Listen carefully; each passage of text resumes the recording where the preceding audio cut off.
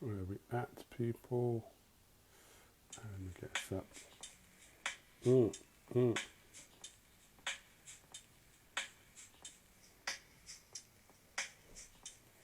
We're live. 21 questions. I'm your host, Icy. How are you doing? Yo, yo. Big up all my replay crew. If you're watching this on the replay, I'm saying hi to you as well. Thanking you for replaying this and tuning in. I am your host, Icy, and we're going to be having an amazing one tonight. Kenny, Annan, Jonathan, creator of Playdot, Apparel, Long Live Studios, the Mail Room. Hey, this one's going to be fun. Let me just pin this.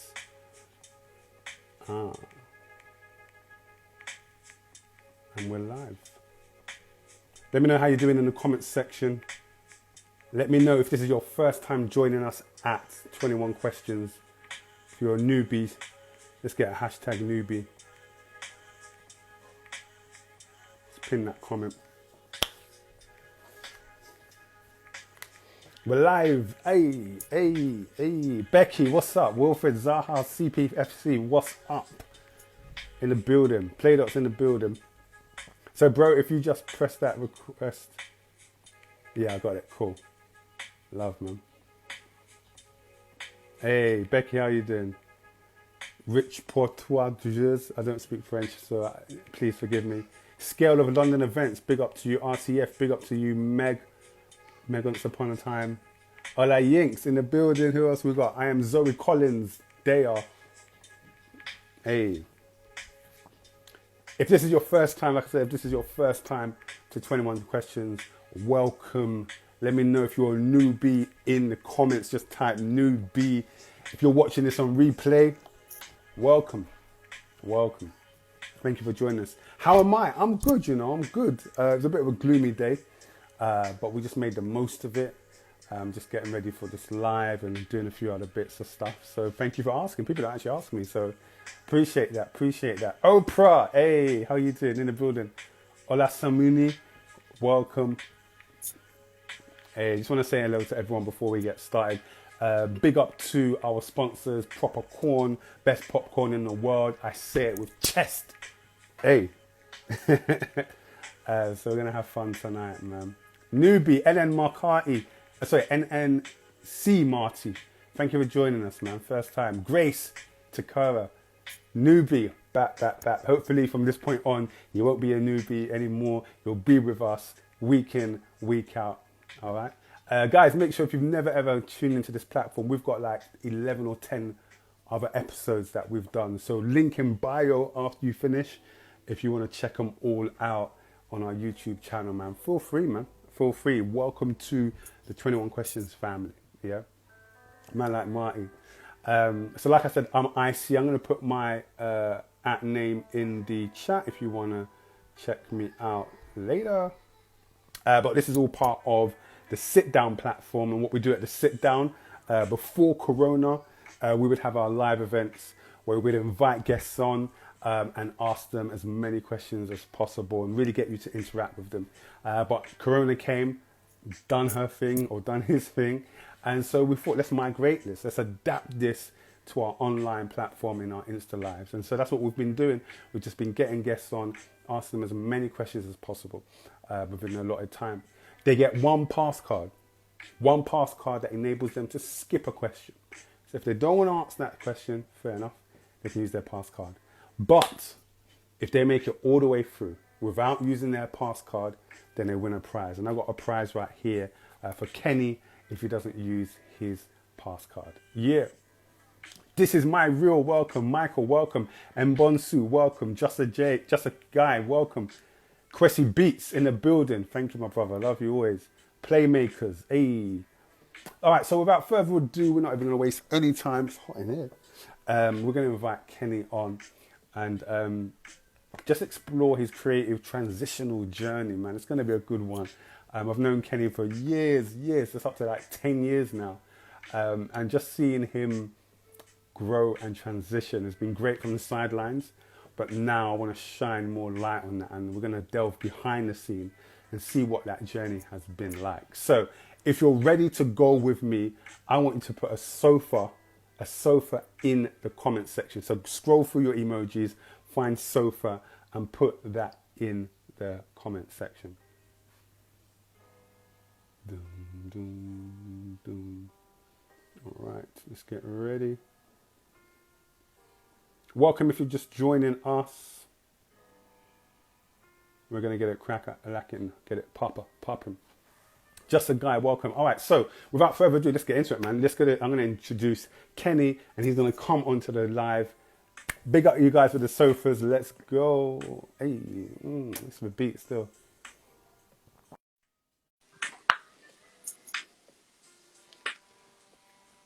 Yes, you guys are ready. I like it. Good. Kenny, Hey. my brother. Hey, is it a bit too dark in here? Should I turn the light on? Just a little, just a touch. Yeah. Right. Your skin's looking golden, so we want to see that golden side. All right, hold on. Might look a bit yellow actually. That's all right. There we go. Can you see me? Yes. Yes. How you doing, bro? I'm good, man. I'm Thank you good, for I'm joining good. us, bro. Thank you for joining us. Loving it. I haven't seen that hat for a while, so it's good to see that. Yeah, trust me, bro. It's How's been your a day while. been? Yeah, it's been good, you know. It was actually was in Reading today from early morning because we're gonna get into the story, but I was in Reading basically just doing some work with one of the athletes that we look after. Oh, okay. Hold on, let me Yeah. get this right. Sorry, my thing's going on funny. Cool. It's all good, my bro. Hold on, let me cut all this. Who was you working with today? Do you know what it is? It was a signing for a new player to a new club, but obviously we're not announcing the player until next week, so I can't actually tell you who it was. No worries. Cool. But yeah, good time. I was just out from early, so I was a bit tired, man. I said I needed to have a little sleep before. Do you know what I'm saying? I knew I was gonna come on this live, man. You actually got to sleep? Yeah, do you know it is 2 kids in the house, a wife. It's hard, but my wife's a blessing, man. She allowed me, so. Big up your wife. What's your wife's name again? Sharice. Sharice, we got Sharice. I know she's in the building as well. She's in the other room, probably. All right, there we go. Well, welcome to 21 Questions. Yes, my bro. You've got as many as 21 questions within the allotted time. You've got 1 pass card. So if there's a question you don't want to answer, use your pass card. But yes, if you make it all the way through and you don't use your pass card, you can win a prize that we've got right here, right now. All right. So all right. That's so I'm laughing at these comments because everyone's like, Kenny sleeps. I do sleep, man. Because you work, and we'll get into that. We'll get into that. I sleep, man. Cool. Yeah. So I'm going to start off light work. Let's see. Let's start off. I want to start from your childhood and kind of thing. What was your kind of childhood youth ambitions? What did you want to be? Actually, hold on. Let me just reload for a second. Like, big up Kenny, because we've known each other for so long, and I remember I sent him a picture. Actually, I was going through my Facebook and I saw a picture that we did. And back in the day, like with Playdot Apparel, I remember I used to do photography. Yeah. And I was looking to collaborate with different brands, to do photography for different brands. And I always wanted to do something with Playdot. And I remember I hit Kenny up and he said that, okay, cool, we're going to be doing a shoot at this time, that come on down. And that was actually my only second shoot. I never actually, trust me, that was my second shoot. So there was some type of pressure. I was like, oh man, like Playdot, like I can't mess this up. But we did it in Hyde Park.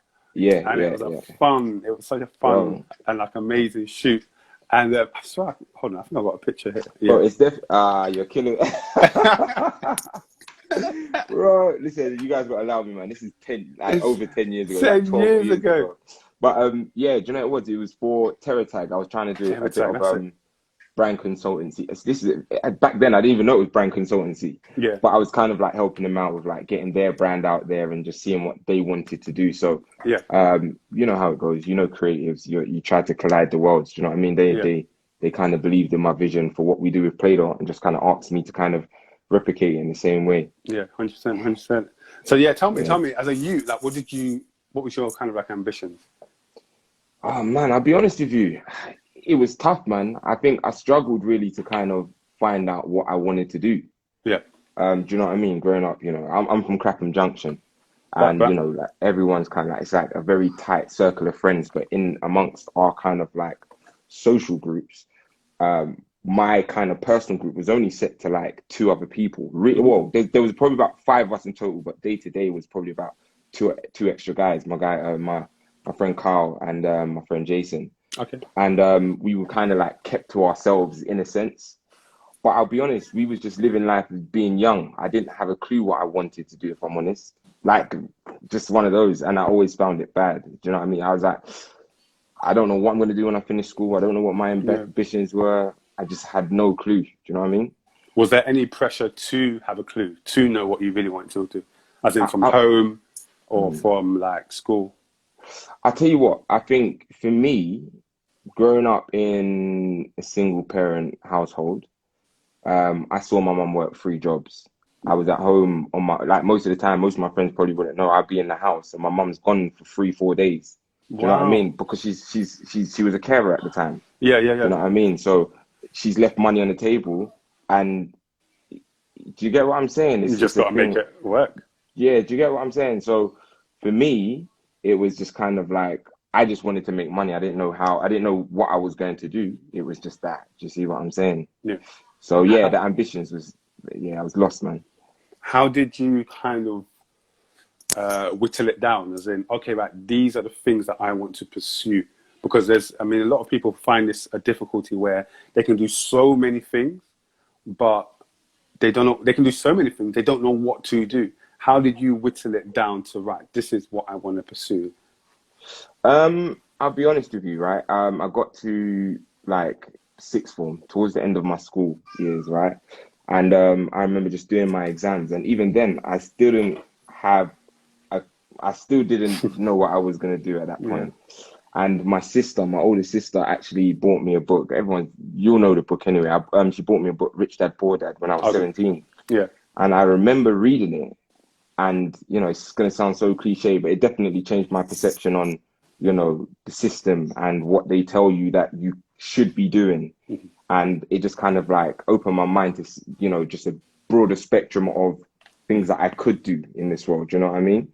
Like understanding about making money work for you, and not just going out to seek a good job, but creating opportunities. And do you know what I mean? Not working for money, but making money work for you. For you, yeah. Do you know what I mean? And I think that was kind of like the start of my creative journey. Because I felt like, I'll be honest, I felt like a failure when it came towards the end of school.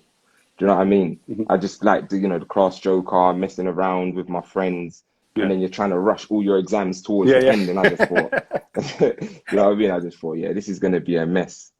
Do you know what I mean? What did you get for your exams, like results? Bro, I'd rather not even say, bro. Is that you using your pass card? Is that me using my pass card? Do you want to activate that pass card now? Nah, I don't want to activate that yet. What did I do? I'll be honest with you. It was like predominantly C's. Do you know what I'm That's like? good. That's good. I got a U in art, bro. Yeah, but bro, do you know what it is? That's ungraded. Yeah, but do you know what it is though? It's the expectation. I'll be honest, even at that point with what I had, and listen, some of my friends were going to uni, and at that point, because it seemed like the thing to do, if I went uni, I would have just been following my friends. Yeah. So with the grades that I had got, wasn't enough to get into the universities that my friends were going to go to. So that's why I say that. Do you know what I mean? Allow you. Allow you. So then fast forward, say about 2007 you started Playdot. Yeah, so I was about 17 at the time, yeah. Yeah, and with Kwesi. Yeah. How did you two even meet to even start that? Because starting something that was going to be of that magnitude, yes, everyone can say, oh, let's come together and do something. But what drew you two both together and then kept you together to actually pursue that and make it a reality? Well, what it was is that Kwesi's like a really close family friend of mine. Like literally, I'm talking like we grew up together. Our parents have been friends before we was around. And basically what happened is Kwesi had a brand already called Accent Limited. Called what, sir? Accent Limited. Okay. And he had done it with, I think, 3 other guys. And for some reason, it just didn't work out. There was a lot of like conflict within their group, and it kind of, you know, just completely just messed up. Now, young, I've always been into kind of like media, creatives, you know me, with photography, videography, editing, anywhere like I can kind of get my hands in. Like I'm recording videos for people, and design at that point, I was just really just into. I was just doing a lot of design at the time. And being young with a lot of energy, just being all over the place.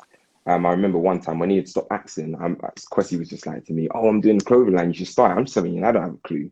He's like, you should do it with me, this, that, and the third. I'm like, yeah, man, let's do it, man. I'm on it. Da, da, da, da. But it was just a lot. It was just a lot of energy. Do you know what I mean? It was just like I saw what he had already created, which he wasn't doing anymore. And for me, there was nothing like being done in that space at the time. The designs were very different. Do you know what I mean?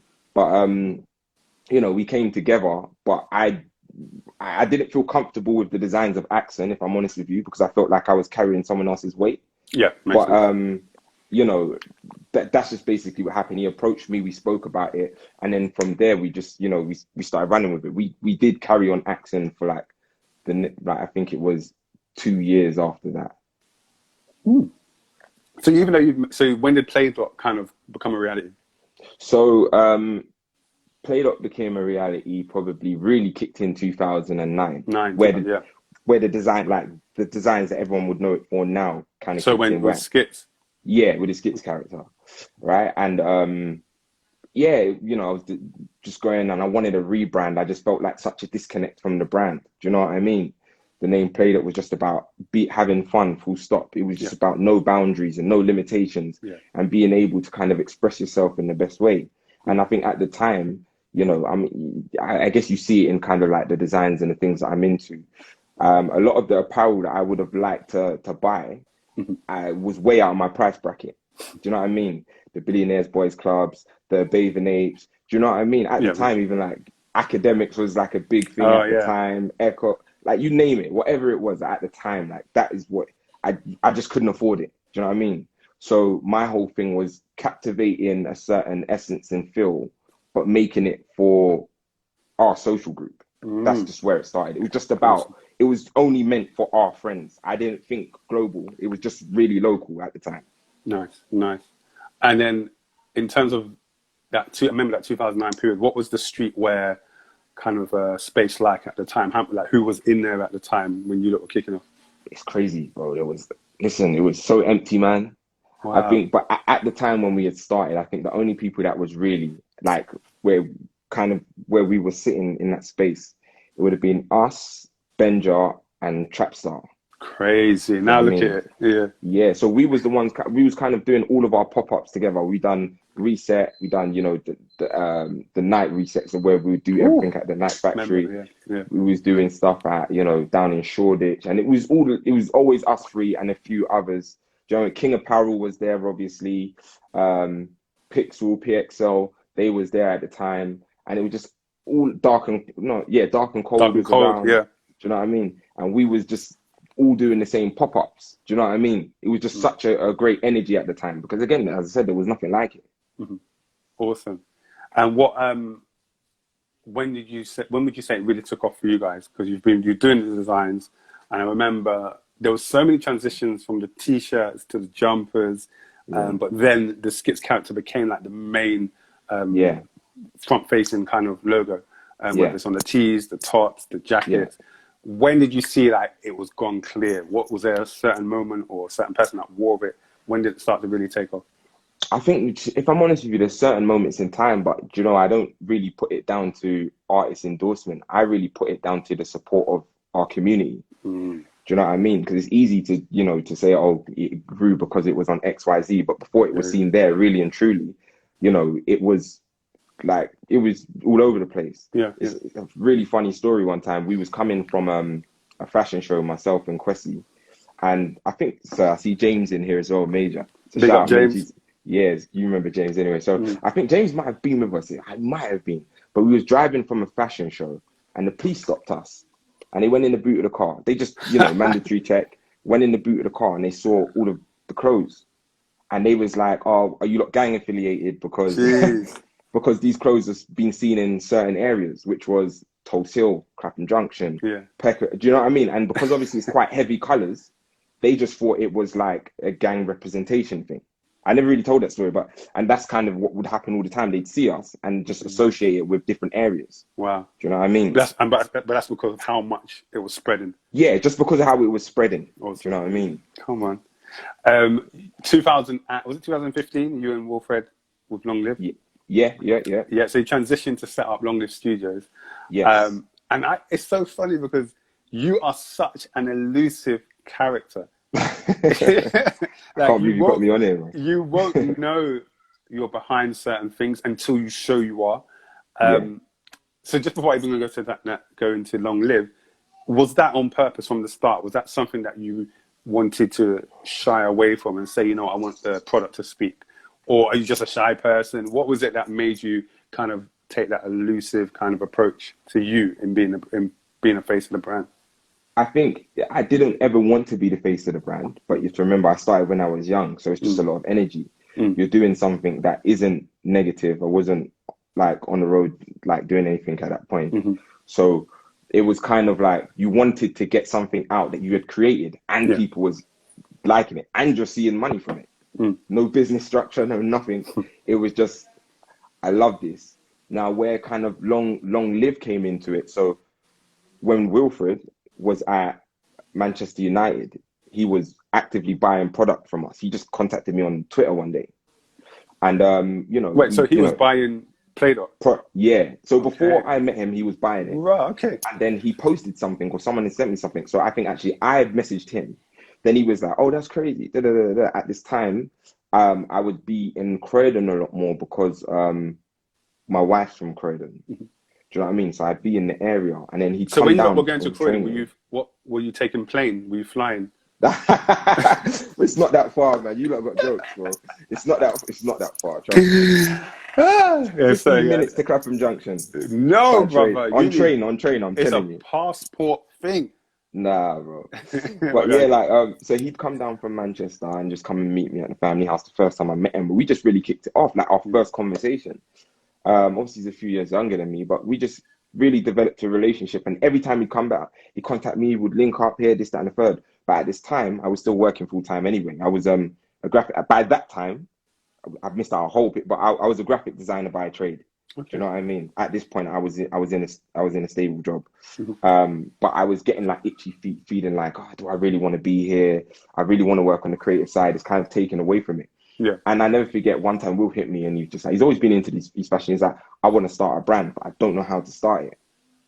So I was like, all right, cool, I'll help you do it. So I was sketching up the first designs for Long Live, from consultancy, gave it to him. Didn't know what to do next with it. Yeah. So I was helping him, and then, you know, it was a mutual kind of conversation. And he just like, look, I really want you to be involved. I respect you. We know each other. I like your design, aspects and where your vision is. And, you know, we kind of just sat down, broke things down, and I went to Kwesi because everyone knows Playdot's my baby, and I couldn't see myself splitting the time. That's mad. So at first, I kind of was a bit negative on it. Like, I don't really want to do it. It's not just about the names. I just didn't want to do it. But I said, you know what? Sometimes you've got to be when opportunity knocks at your door, you have to step back, assess it, and then just move with caution, but welcome it also. Yeah. So I said, you know what? I prayed about it, and I just said, you know what? Let me go with this. Do you know what I mean? Wow. And I'll be honest, it felt right. And I think that was the biggest transition into where I am now, like in terms of life structure, even just the growth and development of Playdot at the time, all kind of stemmed around my relationship with Wilfried, Long Live, the doors and opportunities that opened for me and the rooms that I could then sit in. How did that name even come apart? Was that both of you coming together, or was that part of your consultancy? Well, the name Long Live Wilfried already had. His Instagram name was Long Live Zaha. And I think if you remember at the time, like ASAP had at Long Live Last ASAP or something. It was the name of their album. So it was more like a concept that people would use towards their name. So he liked the name, and then I kind of like branded it around him and who he is. Do you know what I mean?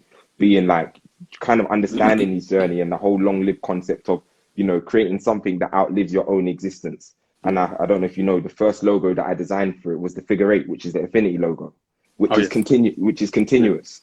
Do you know what I mean? And that's kind of was like our staple thing. Bro, I remember I saw the hat. I was scrolling back in the day, and I saw the hat, and I was like, I just loved it. I loved the design. Yeah. And then I kept on seeing so many people posting this hat. Yeah. I'm thinking, yo, who is this hat? And then I think I can't remember if I messaged you. But I didn't know. You messaged Long Live. Long Live, but I didn't know it was you. And I was like, you know what, I think in that moment I was like, you know what, this guy's a genius. Like, how can someone start one fashion line and start another fashion line and run them simultaneously? But at the same time, it wasn't like you shouted it from the rooftops. You were just like, these are my babies, but I'm still going to feed them and make sure they thrive. However, I know it cannot be easy to manage those two. So tell me, what were some of the struggles of managing two different clothing labels? Okay, so, I think after a few months after starting Long Live, Playdot was really taking off. Well, like, it got to a new stage, shall I say, because we had some highs by then before Long Live, but it started growing. And then I started doing this with Wilfried, and my time really started to just roll down at the time. I'm with my wife. So really and truly, it was more about being a husband and owning two businesses. When you're young and single, you can be everywhere.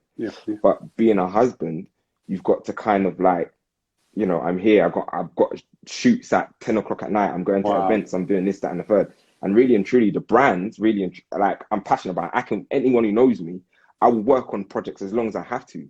But at the same time as doing that, I'm forsaking my relationship with my wife. And it's, it's for greater gain, but it's just not fair. Do you know what I mean?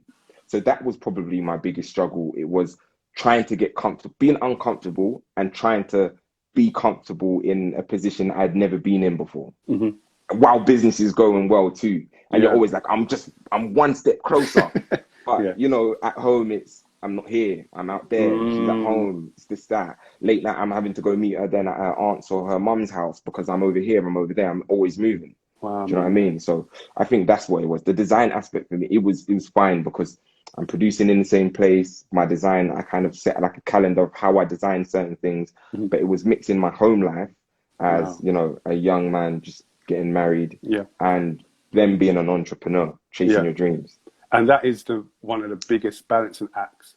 I think everybody is struggling to manage. Like, how do I persevere and pursue my dream and my passion to the point where it's just, it's gone, but then take care of home and be present at home. And that it's just such a balancing act. Is there any, I guess from that experience, are there any tips that you can give, or is there anything that you learned from yourself? Oh, this worked when you put it in place.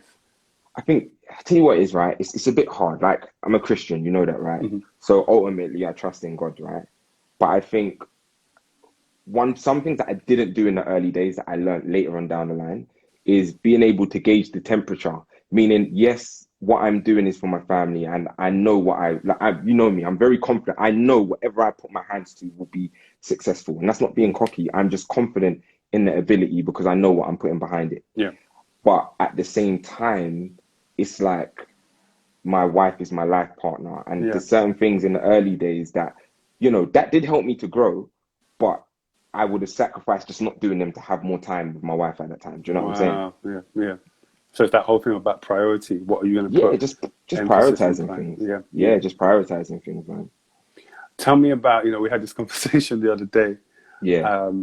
About, and I put it in the caption, surviving one of your a big setback. And you spoke about anxiety.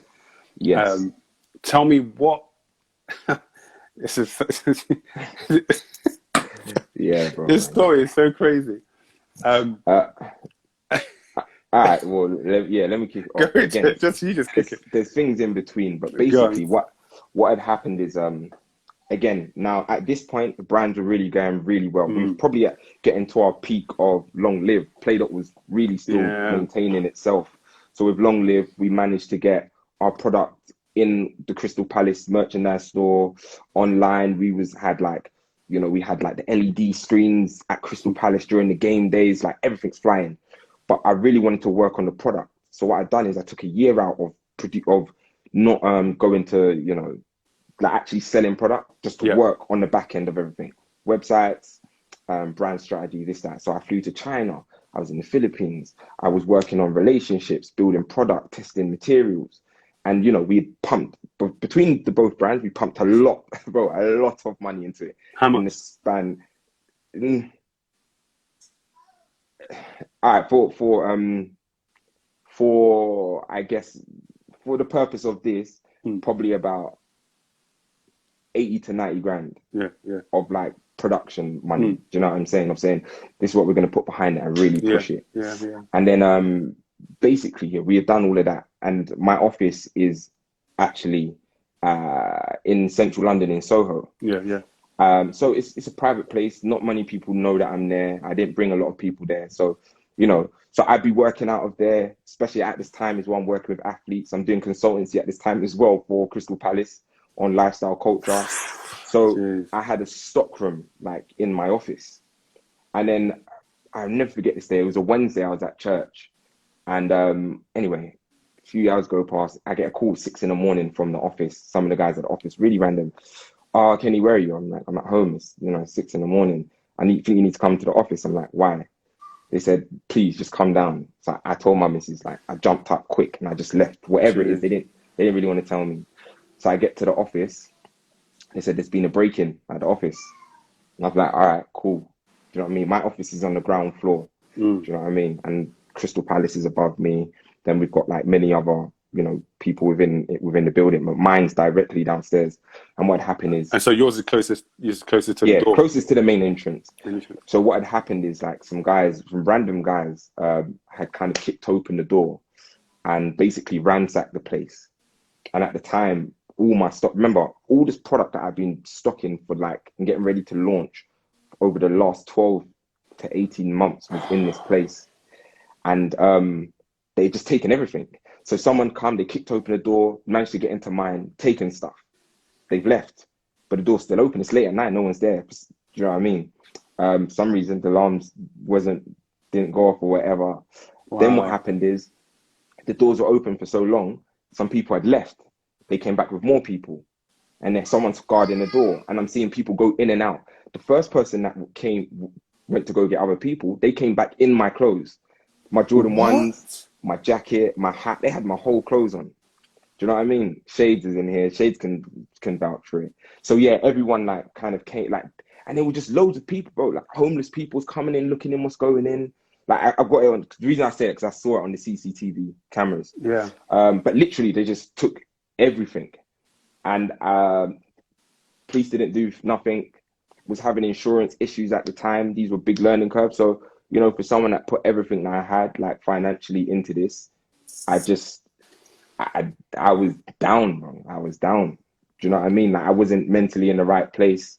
Do you know what I mean? Like, and you know, it's not about watching no one else's pockets, but for me, like as the creative from both of the brands, I really put everything into 100%. Time, sweat equity, time, again, forsaking time with my wife, which I say is really important, all of this, and everything just goes to my mind just saying, I just felt like I had lost everything at that point. Geez. And that was at the point where we was really like hitting our peak. This was like our second collection. We're gonna break through, like we're breaking through now.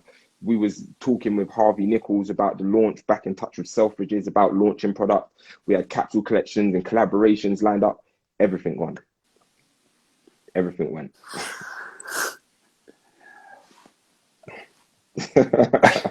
Trust me. And still, it still bugs me. I still feel it to this day. It will. You know. And I remember, when we were talking on WhatsApp, I was just like, I watched the video, and I was just like, damn. But just like someone said in it, like it was it set you back, but you're still standing. And that I really want to know how. Mentally, how did you come back from that? Because for some people, that's it. It's done. Like you said, you felt you lost money and time in one swoop. And for some people, that's it for them. They're tapping out and that's it. Tell me how your faith, your wife, the people around you, how did all of that help you come out of that place? Because you could have just stayed in that place. Yeah, I think everyone that knew that was around me and knows me, knows that I was really down. Like I was down, and I was trying to basically keep a straight back basically, because I'm probably just one of those people within our circle. I'm always like, "How you doing? What's going on? Do you need help with something? This, that, and the third." Do you know what I mean? But and at that point, it's just like you just don't know what to do with yourself. Do you know what I mean? Like designing clothes, manufacturing, sampling, it takes time, it takes money. Do you get what I'm saying? And what I just started to do is I was like, no, I've got to get back to it, this, that, and the third. And I was trying to cover it up with certain things. So I'm like, there was a point where I was just reposting a lot of the stuff that I already had.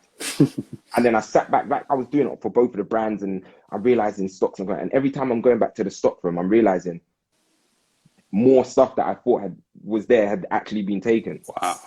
And it was just kind of like, I started to just really feel depressed about it. Because again, that's what I was planning on. Whatever I would made at that time, would have been used to feed my family. Do you know what I'm saying? Yeah. I don't have a 9 to 5. Yeah. We're self-funded.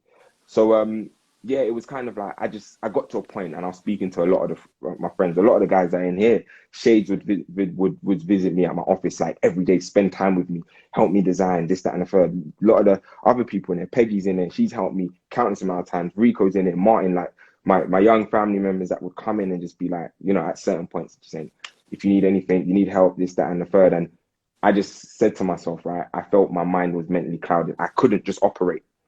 So I just took time to just sit back and just relax.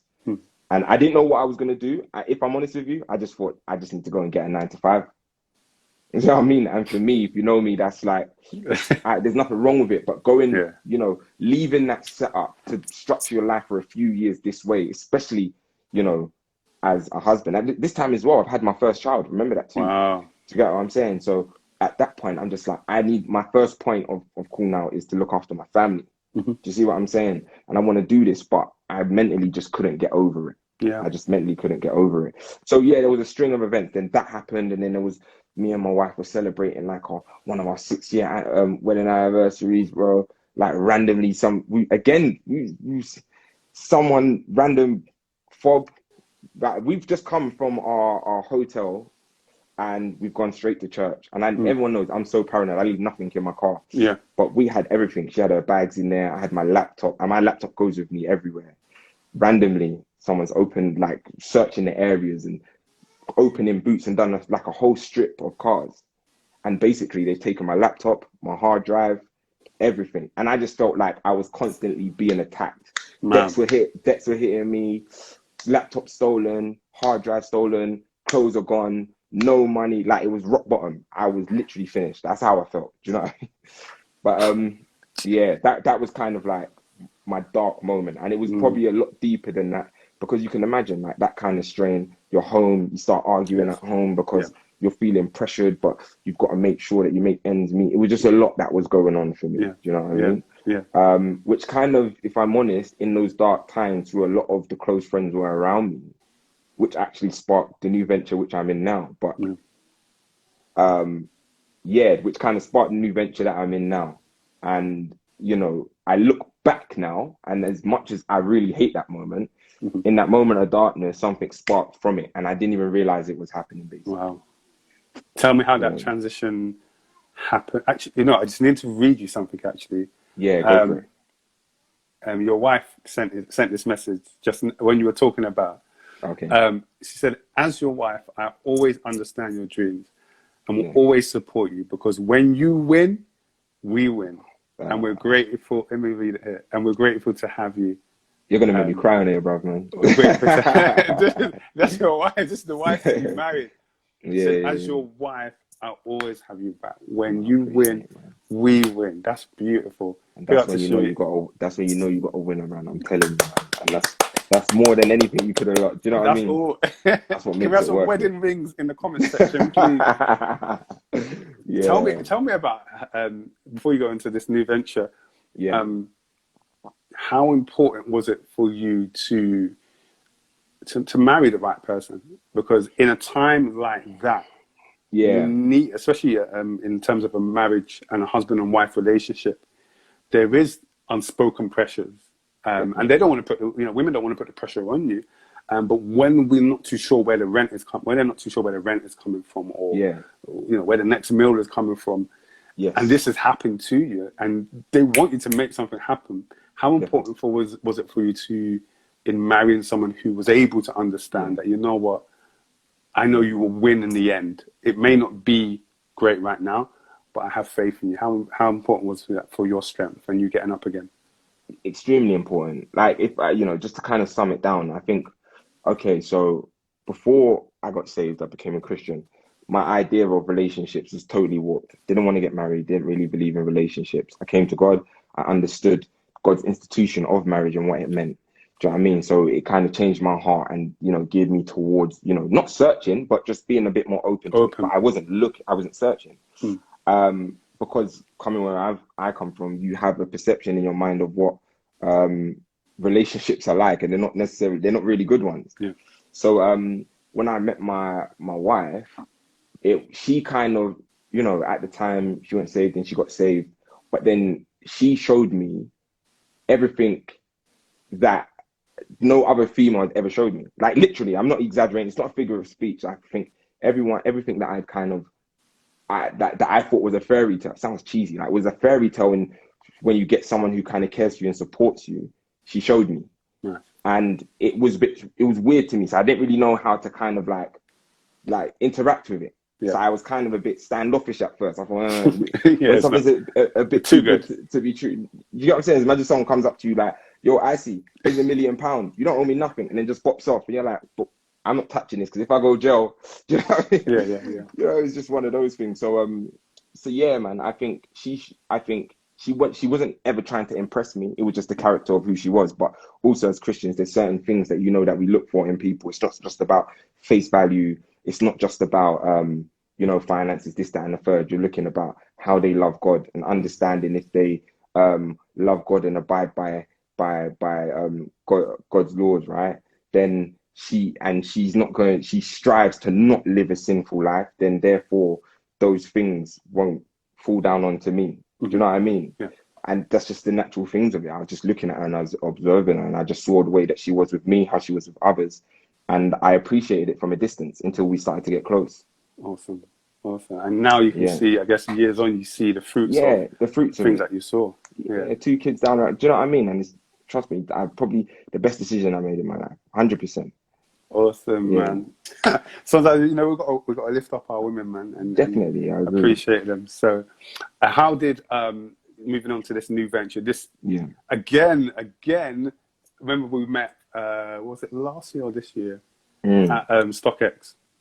Yes. And you said you was working on a new venture. I was like, raw. And you said, I know you describe it, but you told me what the industry it was. I was like, wow, it's so removed from what people know you from, fashion. And as you spoke about it, I was just like, for someone to make that move, it's bold, courageous, and again, it speaks of your character. So tell me again how the people who were supporting you, who were around you, how did they help now in starting, kind of sparking this new venture? Okay, so just before we get, I know this is going to sound so wild. So just before we get to the one that I'm currently working on, and by the way, the brands are still there. We're working on them. But before I got to this, so in between that time period of, everything kind of breaking down, I saw an opportunity basically and invested into a post office franchise. Oh, yes. Where, I remember, Croydon. Yeah. Do you remember I had a post office in Croydon? And a lot of the people you'll see that are in here was working for me at the post office. Wow. 1 out of love, 2 out of opportunity, and it was just a family environment. But mine wasn't just going posting mail. It was about, we done a consultancy. So we would design product for people. We would then produce it. We would store it in our warehouses, and then we would drop ship. Wow. So we would see beginning to end. And then we would do like accountancy letters for law firms, or, legal documents where we're just doing stamps and sending out. Do you know what I mean?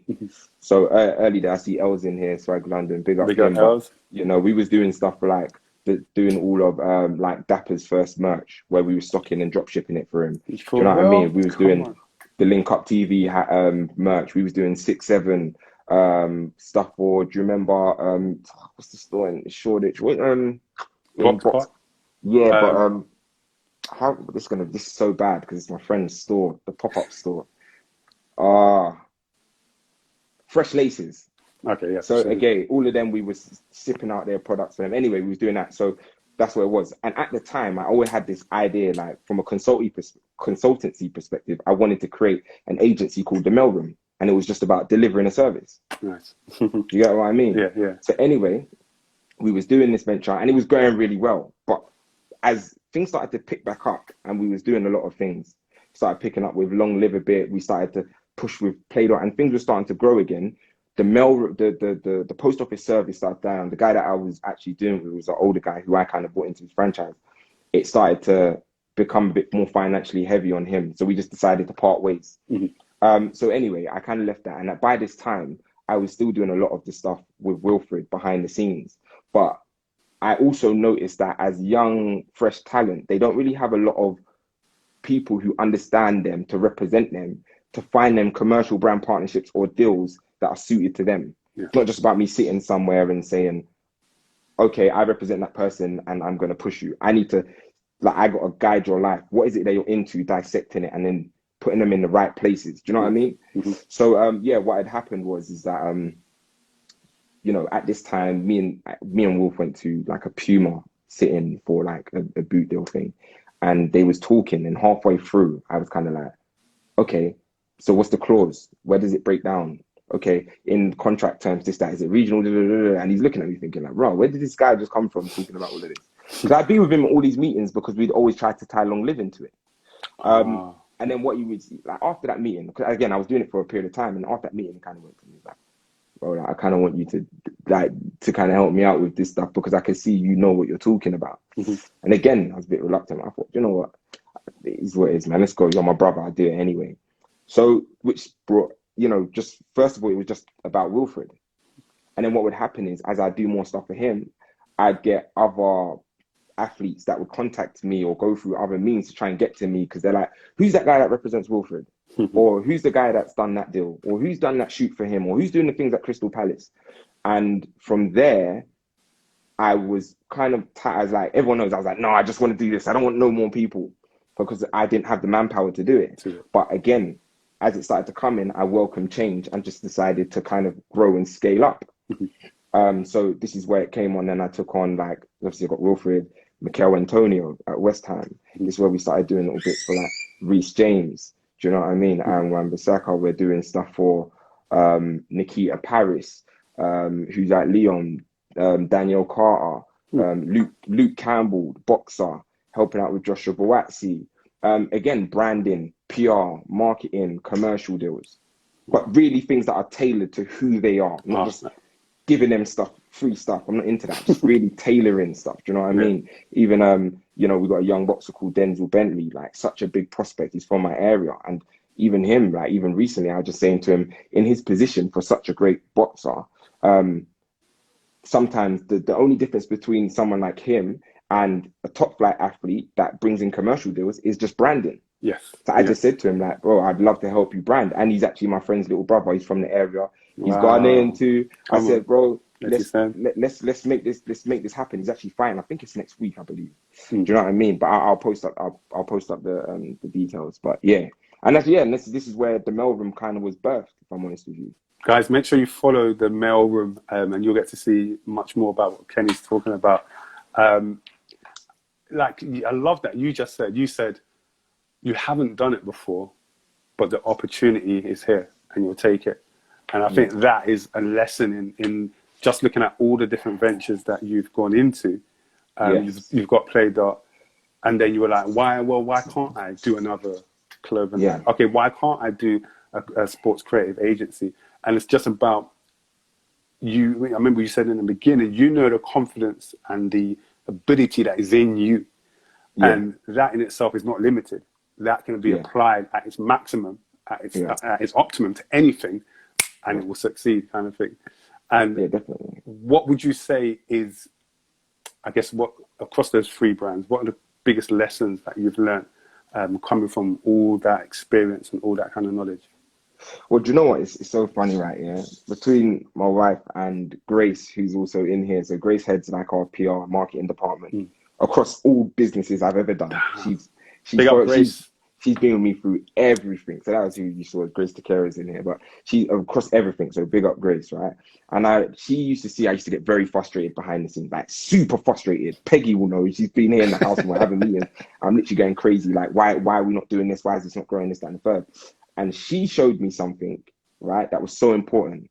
Kenny. And sorry, Lawrence as well. Lawrence Tajani, who's in here. Just the guy, he's in here. And they were like, those people were the ones that told me, Kenny, you don't know how to delegate. And I didn't take it well at first.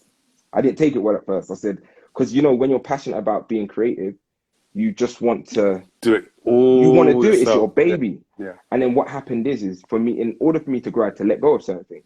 Meaning, people love to say, jack of all trades, master of none. And I don't necessarily believe that.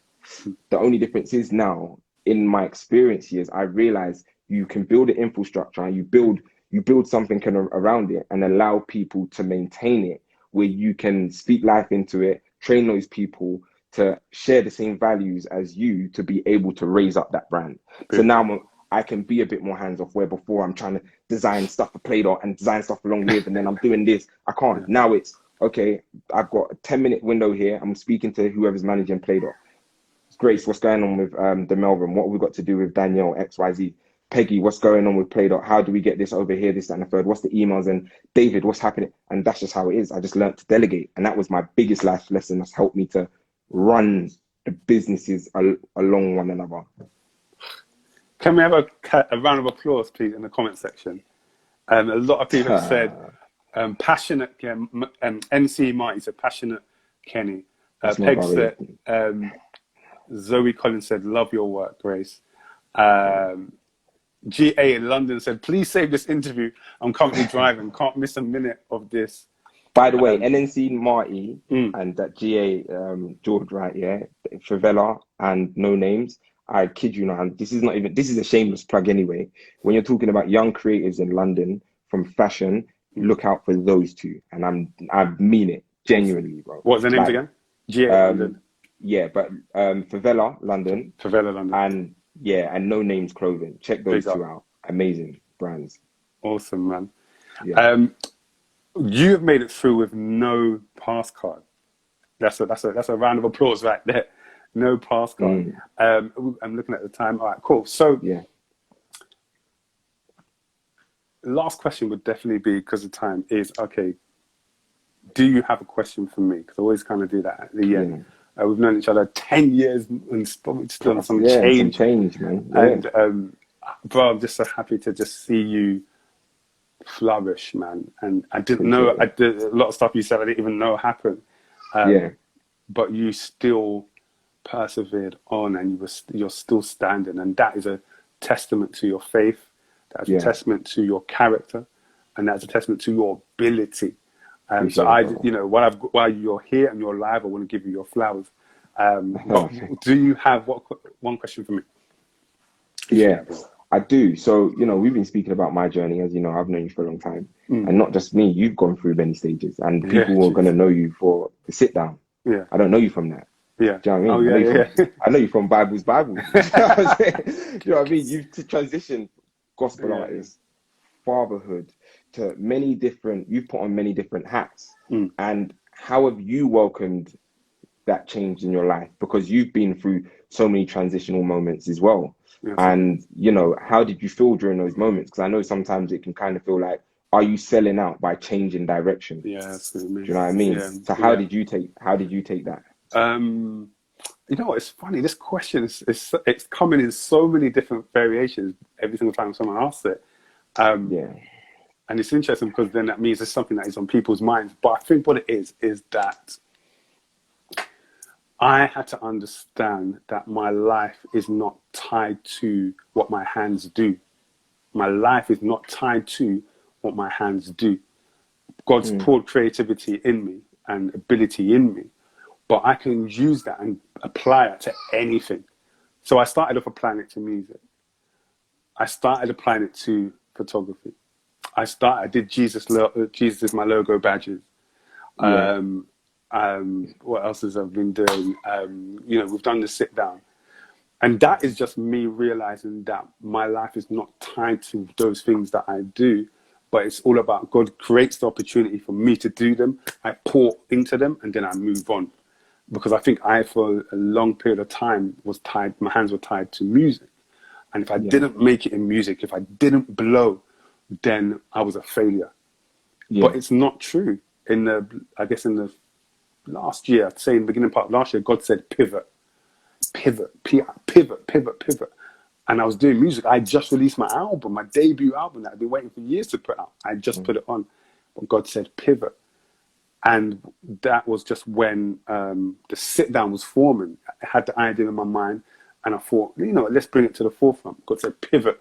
And that meant turn your focus to this, pull your energy into it. And I remember I released the album, my child was born, and I thought, okay, cool, let's put out another album.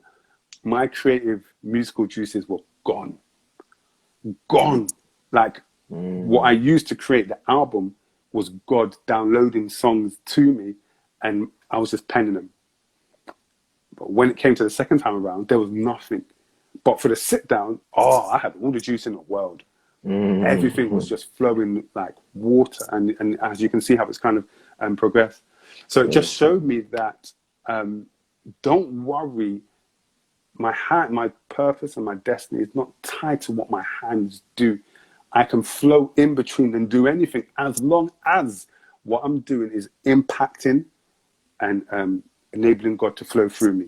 As long as it's doing that, it can be. I might start a clothing line tomorrow. Hey, I might call it Long Live Forever. Do you know? Yeah. But whatever, just like you said, whatever I put my hands to, God will use it to prosper and to flourish, as long as He needs it to. So I'm no longer tied down by the things that I'm doing. So now I can go into the way when I transition. There is fear. There is a bit like, oh my gosh, what am I doing? But there is quiet confidence that if I apply myself to this thing, it will be amazing. Because it's not only my skills and abilities, but God backing me. Yeah. So that's how it's been. Yeah, man. Listen, man, powerful, very powerful, man. Thank you, Do you know what I mean? And I said I haven't been able to read all those comments that have kind of been going on, but I've seen a few of them, and I just want to say I really appreciate you guys, man. Those, especially those of you that have followed, been there long enough to follow all the journeys, or know me personally and know what I've been, and you kind of lend a helping hand with my family or in work, or just helping me creatively. I really do appreciate it. Do you know what I mean? Because, and I don't want to sound, again, not cliche, but I truly believe that anything I create is for the people. It's not just about myself. We create services that, that are bigger than us. If it sounds what I always say, if EE cut off their service, I know there's other options to use other network providers, but there are going to be people that will not benefit from the services that EE provided. And that's how I see the services that we provide in any arena that we kind of operate in. Awesome, man. Yeah. Bro, thank you so much for joining me today. You made it all the way through. So your prize this is to help you when it's all on top.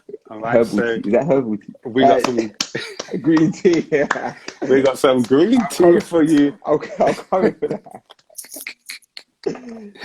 So you can just, when you're blowing the gasket, you can just be like, breathe, sip on your tea, and it'll be all okay. Yeah.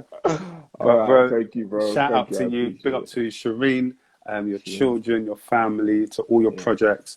And again, I say it to every single guest. If we put you on this platform, it means we endorse what you're doing, and we're here to just support it. So anything you put out there, we're there to just support. And if you need us in any way, the sit down is there, man. 100%. Yeah. I'm getting the kettle on.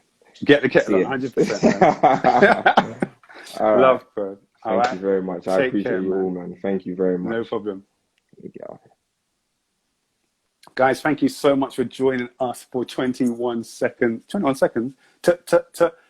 questions. We've got 46 seconds on the clock. So I'm going to say thank you to every single person for joining us today.